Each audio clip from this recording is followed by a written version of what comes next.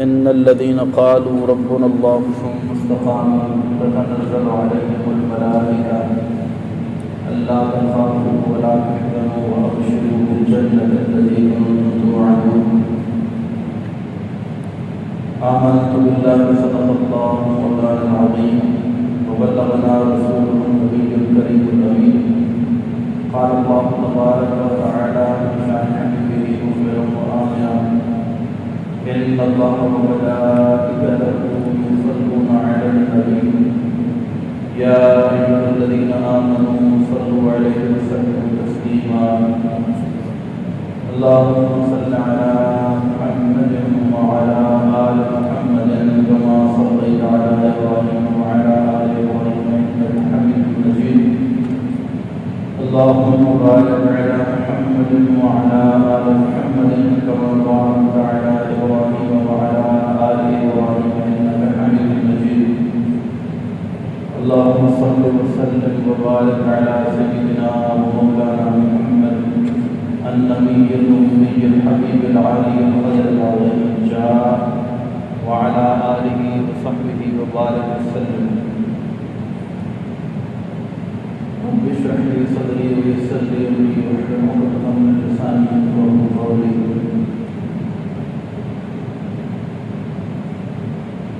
اللہ تبارک و تعالی جل وعلا کی حمد و ثنا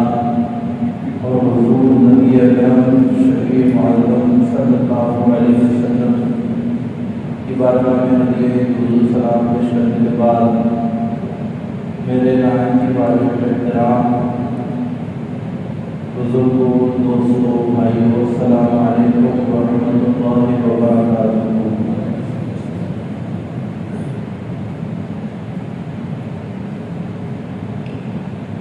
رمضان المبارک کے بابرکت مہینے کے بعد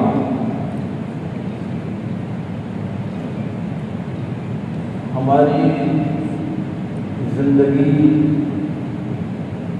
جو رمضان کے اندر گزری اور اب رمضان کے بعد کی روٹین میں یکسر تبدیلی آ جاتی ہے، سونے جاگنے میں تبدیلی آ جاتی ہے، کھانے پینے میں تبدیلی آ جاتی ہے، دیگر معاملات زندگی جو رمضان میں تھے اور رمضان کے بعد تھے وہ بالکل بدل جاتے ہیں، اور رمضان کے اندر ہمارا زیادہ وقت عبادات میں گزرتا ہے، روزے کی حالت میں، پھر افطار، پھر رات تراویح،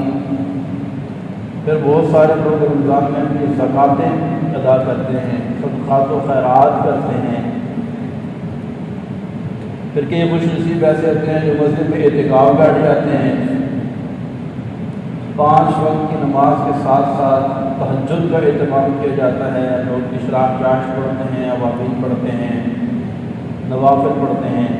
قرآن پاک کی تلاوت کی کثرت ہوتی ہے، سارا سال جس نے قرآن نہیں پڑھا وہ رمضان میں قرآن پڑھتا ہے، بعض لوگ 1 2 2 3 3 4 قرآن ختم کرتے ہیں، لیکن جو ہی عید کا چاند نظر آتا ہے ہماری یہ عبادات جو ہم نے رمضان میں کی ہوتی ہیں ان میں بہت حد تک کمی واقع ہو جاتی ہے۔ اس حوالے سے انشاءاللہ کچھ باتیں عرض کروں گا کہ ایسی صورتحال میں ہم نے کس طریقے سے اپنی عبادات کو مینٹین رکھنا ہے اور عبادات پر استقامت حاصل کرنے کی کوشش کرنی ہے۔ یاد رکھیں کہ رمضان کے بعد، رمضان کے اندر جو لوگ نماز کی پابندی کرتے ہیں، عبادات میں اپنی زندگی کو، اپنے وقت کو گزارتے ہیں اور رمضان کے اندر یہ نیت بھی کر لیتے ہیں کہ ہم رمضان کے بعد بھی نماز پڑھیں گے، رمضان کے بعد بھی قرآن پڑھیں گے، رمضان کے بعد بھی صدقہ و خیرات کرتے رہیں گے اور اپنی زندگی کو ایک مذہبی زندگی گزاریں گے، لیکن رمضان کے بعد اپنی اس بات پر قائم نہیں رہ پاتے۔ اس کی چند وجوہات اور ان کا علاج آپ کہہ لیں یا کچھ ٹپس انشاءاللہ آپ کی بارگاہ میں پیش کروں گا.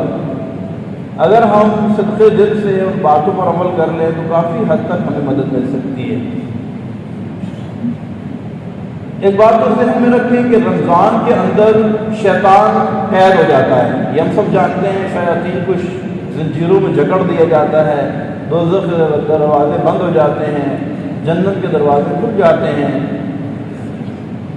اور شیطان کے قید ہونے کی وجہ سے رمضان کے اندر عبادات کرنا قدرے آسان ہو جاتا ہے. جبکہ جو بھی رمضان ختم ہوتا ہے شیطان آسان ہو جاتا ہے. اور شیطان کا کام کیا ہے؟ ثم لآتینہم من بین ایدیہم ومن خلفہم وعن ایمانہم وعن شمائلہم ولا تجد اکثرہم شاکرین. کہ جب شیطان کو اللہ تبارک و تعالی نے جنت سے نکالا تھا اور اس کو راندہ درگاہ کر دیا تھا اور اس کو مردود قرار دے دیا تھا، تو شیطان نے بطور چیلنج یہ کہا تھا کہ میں تیرے بندوں کو دائیں سے، بائیں سے، آگے سے اور پیچھے سے ورغلاؤں گا اور انہیں میں اصل راستے سے بھٹکانے کی کوشش کرتا رہوں گا. قال خرج منها مذموما مدحورا لمن تبعك منكم لأملأن جہنم منكم اجمعین. لمن تبعك کہ جو بھی تیری اتباع کرے گا، لأملأن جہنم منكم اجمعین، میں اس سے اور تجھے ان سب کو ملا کر جہنم کو بھر دوں گا. تو شیطان نے یہ ایک چیلنج کیا ہوا ہے اور یہ اس کا کام ہے کہ اس نے انسان کو ورغلانا ہے اور اللہ کی راہ سے دور کرنا ہے. تو جو ہی یہ آزاد ہوتا ہے اور وہ دیکھتا ہے کہ لوگوں نے اتنی عبادتیں کر لی ہیں، لوگوں نے اتنی ریاضتیں کر لی ہیں، روزے رکھ رکھ کے ان کی روحانی طاقت اتنی مضبوط ہو چکی ہے، تو اب شیطان جو ہے اپنی اڑی چوٹی کا زور لگاتا ہے کہ ساری عبادات ان کی ضائع کر دی جائے اور آئندہ کے لیے پہلے سے زیادہ گناہوں میں ان کو مبتلا کر دیا جائے. تو جو ہی رمضان ختم ہوتا ہے تو رمضان کے بعد ایسا ہوتا ہے بعض اوقات کہ بندہ کسی نہ کسی گناہ میں مبتلا ہو جاتا ہے. کوئی نہ کوئی گناہ کر بیٹھتا ہے، کوئی نہ کوئی خطا سے سرزد ہو جاتی ہے. تو یہ ایک یقیناً شیطان کا وار ہے. بندہ اس وار کے اندر آ جاتا ہے، گناہ کر لیتا ہے. بعض اوقات یہ گناہ کوئی بڑا گناہ کر لیتا ہے. تو اب اس بڑے گناہ کے کروانے کے بعد شیطان انتہائی خطرناک وار کرتے ہوئے بندے کے دل میں یہ بات ڈالتا ہے کہ تو نیک نہیں بن سکتا، تو نیک نہیں بن سکتا، کیونکہ تو نے اگر نیک بننا ہوتا تو رمضان میں اتنی عبادتیں کرنے کے بعد اب تو گناہ نہ کرتا.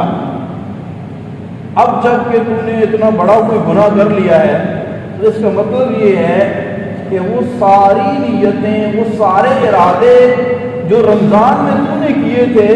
کہ اب تو گناہ نہیں کرے گا، اب تو نیک بن جائے گا، اب تو عبادت گزار بن جائے گا،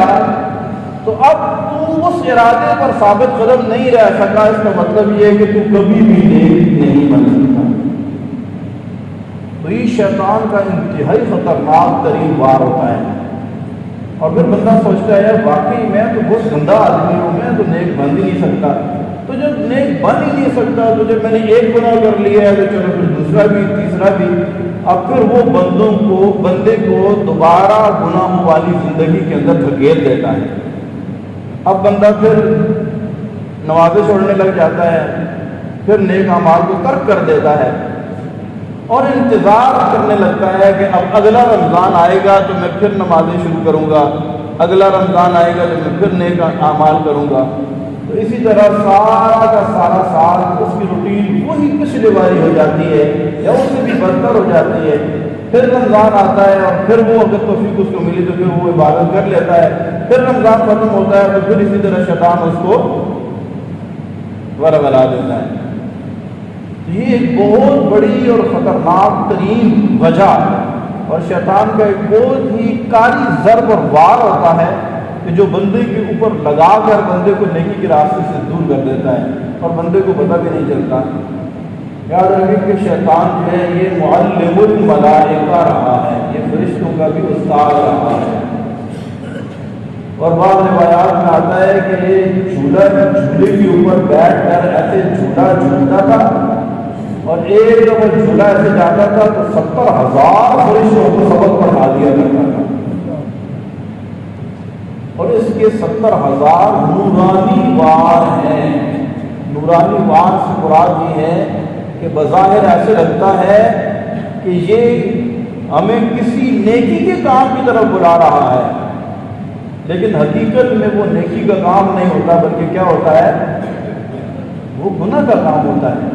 اور وہ بندے کو بالکل ڈی ٹریک کر دیتا ہے۔ تو پہلی بات تو یہ ہے کہ شیطان کے اس وار سے ہم نے بچنا ہے کہ اگر رمضان کے بعد ہم سے گناہ ہونا شروع ہو گئے ہیں یا ہم نے کوئی ایسا گناہ کر لیا ہے کہ جس سے ہم یہ سوچ رہے ہیں کہ رمضان میں ہم نے اتنی عبادت کی تھی، اب ہم نے پھر گناہ کرنے شروع کر دی ہیں، تو اب ہم نیک نہیں بن سکتے، تو سب سے پہلے تو لا حول ولا قوت الا باللہ العلی العظیم پڑھیں، اعوذ باللہ من الشیطان الرجیم پڑھ کر اللہ کی بارگاہ میں دعا کریں کہ مالک یہ میرا دشمن ہے اور یہ مجھے ورغلانے کی کوشش کرتا ہے، لیکن بار بار یہ مجھ پر وار کرتا ہے، لیکن اے میرے رب تو میرا مالک ہے، تو میرا اللہ ہے، تو میرا خالق ہے، تو میرا مددگار ہے، اگر تیری مدد شامل حال ہوگی تو میں اس کے واروں سے بچ سکوں گا، اگر تو میری مدد نہیں کرے گا تو میں پھر خسارے میں چلا جاؤں گا۔ تو فوراً اللہ کی بارگاہ میں رجوع لائے اور سچے دل سے پھر توبہ کرے اور پھر دوبارہ نیکیوں کی طرف آنے کی کوشش شروع کر دے، کیونکہ ہم نے بیان کیا تھا توبہ کے موضوع پر کہ جب بندہ سچے دل سے توبہ کر لیتا ہے اس کا گناہ مٹ جاتا ہے، تو اگر گناہ ہو بھی گیا ہے پھر بھی اپنے اس ارادے اور پائے استقامت میں لغزش نہ پیدا ہونے پائے کہ جو ہم نے یہ ارادہ کر رکھا تھا کہ میں نیک بن جاؤں گا، اب میں نے نمازیں شروع کر دی ہیں تو اب میں نمازیں نہیں چھوڑوں گا۔ یہ دیکھیے یہ بہت اہم مسئلہ ہے۔ آپ نے دیکھا ہوگا کہ رمضان کے اندر مسجدوں میں ایک بہت ہی رونق ہوتی ہے، بہت زیادہ تعداد ہوتی ہے مساجد کے اندر نمازیوں کی، لیکن جو بھی رمضان گزرتا ہے نمازیوں کی تعداد بتدریج کم ہونا شروع ہو جاتی ہے۔ لیکن اگر ہمیں بر وقت یہ چیز بتا دی جائے کہ ہمارے اس نمازوں سے دور ہونے کی وجوہات کیا ہیں اور ہم اس کا تدارک کیا ہے اور اس کا علاج کیا ہے اور ہم نے اس کو کس طریقے سے مینج کرنا ہے اور شیطان کے واروں کو کس طریقے سے روکنا ہے، تو انشاءاللہ ہم اس میں کامیاب ہو جائیں گے کہ اللہ چاہے گا تو ہم نیک بن جائیں گے۔ تو ایک بات میں نے یہ عرض کی ہے کہ اگر رمضان کے بعد گناہ ہو جاتے ہیں تو رمضان کی روحانیت کو بھولنا نہیں چاہیے اور دوبارہ اپنے آپ کو سنبھالنے کی کوشش کرنی چاہیے۔ اور اگر ہماری رمضان کے بعد، جیسے مثال آپ کو دیتا ہوں کہ رمضان میں کوئی بندہ 5 وقت کی نماز پابندی کے ساتھ پڑھتا رہا ہے، تراویح بھی پڑھتا رہا ہے، اور رمضان میں روزے بھی اس نے تسلسل کے ساتھ پابندی کے ساتھ سارے روزے رکھے ہیں، لیکن اب رمضان گزرنے کے بعد جو ہے اس نے نمازیں پڑھنا چھوڑ دی۔ نماز کا چھوڑنا بھی کوئی بہت بڑا گناہ ہے، گناہ کبیرہ ہے۔ جب اس نے ایک دن اس کی آنکھ نہیں کھلی، صبح عید کے دوسرے دن زور میں دوستوں کے ساتھ گھومنے پھرنے کے لیے چلا گیا، وہاں جا کر نماز چھوڑ دی، اب دوسرا تیسرا دن چوتھا دن گزر گیا، اب وہ اس کی نمازوں کی روٹین نہیں رہی، تو اس نے کہا یار میں نمازی تو رہا ہی نہیں ہوں، رمضان میں تو میں نمازی تھا اور میں نے یہ سوچا بھی تھا کہ میں ہمیشہ نماز پڑھتا رہوں گا، لیکن اب چونکہ چند نمازیں میری چھوٹ گئی ہیں تو لہٰذا اب میں نمازی نہیں بن سکتا، لہٰذا وہ تسلسل کے ساتھ اب نمازیں چھوڑنا شروع کر دیتا ہے، پھر کبھی 1 پڑھی 2 پڑھی 3 پڑھی، پھر وہ پرانی والی روٹین میں آ جاتا ہے کہ بس اب مسجدوں میں کئی ہفتے تک آتے ہی نہیں ہیں اور نماز پڑھتے ہی نہیں ہیں۔ تو سب سے پہلے تو ہم نے یہ دیکھنا ہے کہ خدا نہ خواستہ اگر ہم سے کوئی نماز قضا ہو بھی گئی ہے لیکن اس کے باوجود ہم نے فوراً اپنے آپ کو سنبھالنا ہے اور آئندہ سے پھر اس بات پر آ جانا ہے کہ نہیں میں نے نیک بننا ہے، اور یہ ہم نے بننا ہی بننا ہے۔ کیوں؟ کیا ہم نے مرنا نہیں ہے؟ کیا موت نہیں آ سکتی؟ کیا ایسا نہیں ہوگا کہ اچانک موت آ جائے گی اور ہم یہ سوچتے ہی رہ جائیں گے کہ اب میں نماز شروع کرتا ہوں، یا اب آئندہ آنے والے رمضان میں پھر میں دوبارہ سے نمازیں پڑھنا شروع کر دوں گا؟ تو لہٰذا یہ وقت وہ کہتے ہیں ارادے باندھتا ہوں، سوچتا ہوں، توڑ لیتا ہوں، کہیں ایسا نہ ہو جائے، کہیں ایسا نہ ہو جائے۔ تو اسی ادھیڑ بن میں ایسا نہ ہو کہ موت کا فرشتہ آ جائے اور ہمیں موقع ہی نہ ملے کہ ہم دوبارہ نیک بن سکیں۔ تو لہٰذا رمضان کے بعد اگر کوئی سستی ہوئی ہے تو اس سستی کو دور کریں اور فوراً اللہ کی بارگاہ میں آ کر جھکیں، اور کم از کم 5 وقت کی نماز کا معمول کبھی بھی نہ چھوڑیں،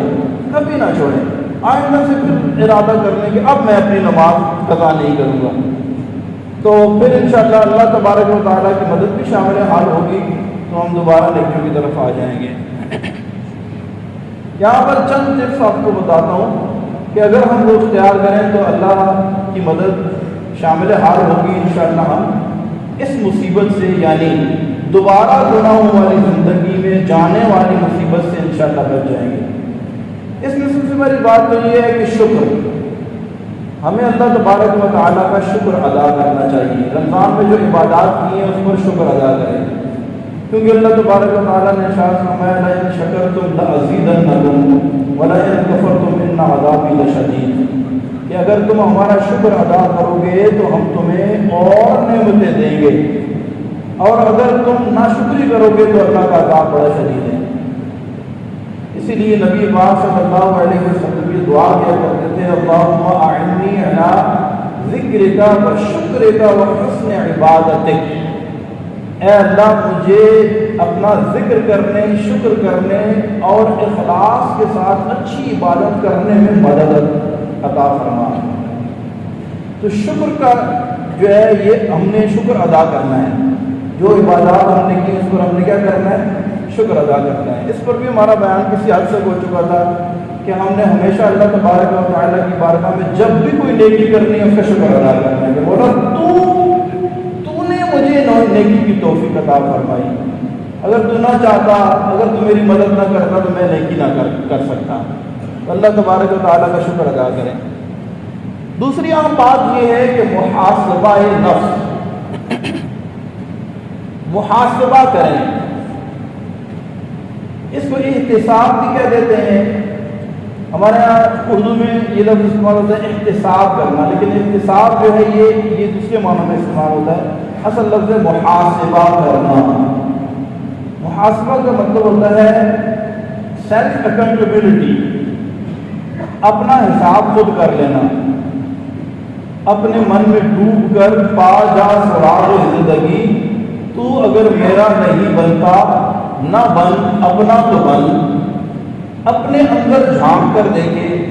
اپنے آپ کو پہچانے، اپنے اعمال پر خود غور کرے۔ من عرف نفسہ فقد عرف ربہ، اسی لیے کہا گیا ہے کہ جس نے اپنے آپ کو پہچان لیا گویا کہ اس نے رب کو پہچان لیا۔ وہ کہتے ہیں نا دل دریا سمندروں ڈوبے، کون دلا دیا جانے ہو، وچی بیڑے وچی جھیڑے وچی ونج مہانے ہو، چوبا طبق دلے دے اندر تنبو وانگو تانے ہو، جو دل کا بحرم ہویا باہو سوئے رب کو پہچانے ہو۔ تو اپنا محاسبہ،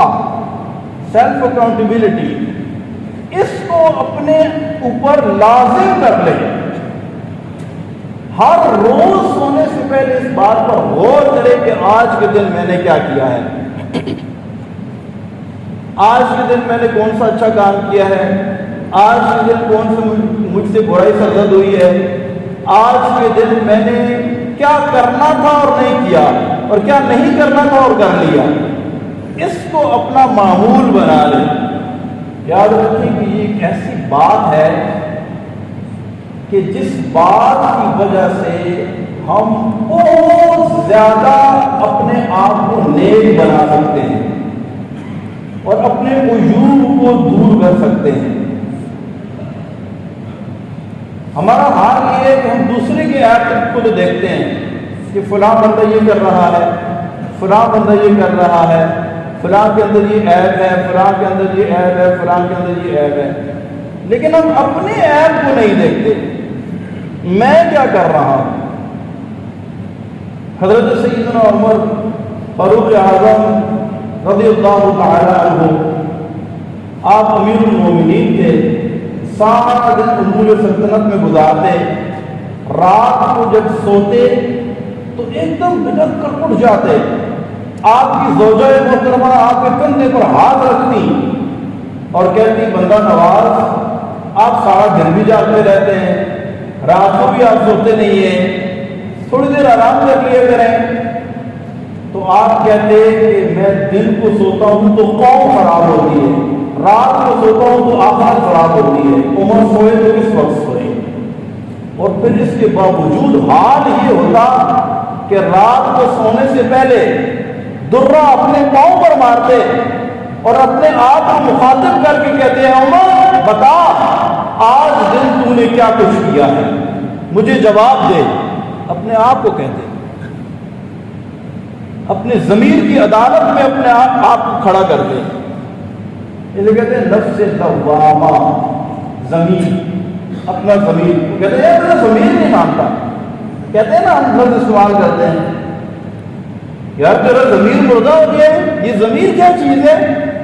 یہ ضمیر یہی ہے کہ جو ہمیں اندر سے ملامت کرتا ہے، جب ہم کوئی کام غلط کرتے ہیں ہمیں کہتے ہیں نہیں یہ بات غلط ہوئی ہے۔ اچھا پرلے درجے کا گناہگار ہو، پرلے درجے کا جری ہو، گناہوں پر ڈٹا ہوا ہو، اس کے باوجود جب غلط کام کرتا ہے نا اندر سے اس کے یہاں پر جو ہے ٹوں ٹوں ٹوں ٹوں ہونی شروع ہو جاتی ہے، اس کا اندر سے منع دیتا ہے، رشوت دیتے ہوئے بندہ لے لیتا ہے، جیب میں بھی ڈالتا ہے، اپنے آپ کو سمجھا بھی لیتا ہے، لیکن اس کا اندر جو ہے اندر اس کو ضرور ملامت کرتا ہے کہ یہ کام تم نے غلط کیا ہے۔ تو یہ جو اندر ہے نا اندر، اس اندر کو اگر ہم تھوڑا سا پروٹوکول دیں، اس اندر کو اپنے ضمیر کو تھوڑا سا موقع دیں کہ وہ ہمیں سمجھائے، وہ ہماری اصلاح کرے، وہ ہمارے عیوب سے ہمیں آگاہ کرے، وہ ہمیں نیکیوں کی طرف مائل کرنے میں ہماری مدد کرے، اس اندر کو اگر ہم تھوڑا سا اگر ہم سہارا دیں اور اس کے اوپر توجہ کریں، یقین کریں کہ ہم بہت آسانی کے ساتھ نیک بن جائیں اور نیکیوں پر ہمیں استقامت مل جائے۔ اور اس اندر کو مضبوط کرنے کا بہترین طریقہ یہ ہے کہ ہم اپنا محاسبہ کریں، ہر روز اپنے اوپر غور کریں کہ میں نے کیا کیا ہے اور کیا نہیں کیا۔ رات کو سونے سے پہلے آنکھیں بند کر کے تصور کریں کہ آج صبح میں اتنے بجے اٹھا تھا، اس کے بعد میں نے یہ کیا، میں وہاں گیا تھا، میں نے فلاں سے ملاقات کی تھی، یہ باتیں ہوئی تھیں، ان میں کون کون سی باتیں ایسی تھیں، جو کون کون سے کام ایسے تھے جو میرے رب کو ناراض کرنے والے تھے، اور کون کون سے کام ایسے تھے کہ جو میرے رب کو راضی کرنے والے تھے۔ اب رب کو ناراض کرنے والے کام جب ہمارے سامنے آ جائیں گے تو آٹومیٹکلی ہم توبہ کی طرف مائل ہوں گے، اور جو اچھے کام ہمارے سامنے آئیں گے تو خود بخود اللہ تبارک و تعالیٰ کی بارگاہ میں شکر کرنے کا جذبہ پیدا ہوگا۔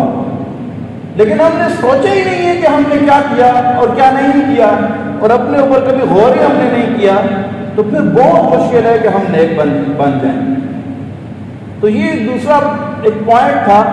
کہ پہلی بات تو یہ ہے کہ ہم نے کیا کرنا ہے، شکر ادا کرنا ہے اللہ تبارک و تعالیٰ کی بارگاہ میں، جو اس نے ہمیں عبادات کی توفیق عطا فرمائی، اس کو شکر ادا کرنا ہے۔ اور دوسرا کام یہ کرنا ہے کہ ہم نے اپنا محاسبہ کرتے رہنا ہے۔ خاص طور پر رمضان کے اندر اللہ تبارک و تعالیٰ کی توفیق سے میرے خیال ہے یہاں پر جتنے بھی لوگ بیٹھے ہیں تقریباً سب لوگوں نے روزے رکھے ہیں، رمضان میں نمازیں بھی پڑھی ہیں، لیکن رمضان گزرنے کے بعد وہ جوش و جذبہ ہم اپنے اندر پاتے نہیں ہیں، وہ جوش، وہ جذبہ، وہ جو رمضان کے اندر ہم نے عبادت کی تھی وہ چیز اس انداز سے ہمیں اپنے اندر محسوس نہیں ہوتی۔ تو اگر ہم ان چیزوں کو اپنے ذہن میں رکھیں تو پھر ہمیں بہت حد تک مدد ملے گی اور ہم نیک بن جائیں گے، یا نیکیوں پر استقامت ہمیں مل جائے گی، کیونکہ استقامت کے بغیر بھی عمل جو ہے وہ اللہ تبارک و تعالیٰ کی بارگاہ میں وہ درجہ نہیں رکھتا، کیونکہ الاستقامت فوق الکرامت، استقامت جو ہے یہ کرامت سے بھی بڑی چیز ہے۔ اور اللہ تبارک و تعالیٰ نے قرآن پاک کے اندر ارشاد فرمایا ان الذین قالوا ربنا اللہ ثم استقاموا تتنزل علیہم الملائکہ، کہ جس نے یہ کہا کہ میرا رب اللہ ہے، جس نے کیا کہا میرا رب، فرمایا ثم استقاموا، پھر اس پر ثابت قدم رہ گیا، پھر اس پر ڈٹ گیا، پھر اس سے پھرا نہیں، تتنزل علیہم الملائکہ، پھر اس کے اوپر فرشتے اترتے ہیں۔ پھر ایک اور مقام پر ارشاد فرمایا فاستقم کما امرت، استقامت اختیار کرو جیسا کہ تمہیں اس کے لیے حکم دیا گیا ہے۔ تو جو کیا یہ نہیں کہ جذبے میں آ کر بہت کچھ کر لیا اور چھوڑا تو سب کچھ چھوڑ دیا، ایسا نہیں ہے، بلکہ جو کیا اس کو استقامت کے ساتھ اپنی زندگی کا حصہ بنا لیں، تو پھر دیکھیں کیسے اللہ تبارک و تعالیٰ کی طرف سے مدد بھی آتی ہے اور اس کی طرف سے کیسی نورانیت اور روحانیت بھی ملتی ہے۔ اللہ تبارک و تعالیٰ مجھے اور آپ کو عمل کرنے کی توفیق عطا فرمائے، آمین۔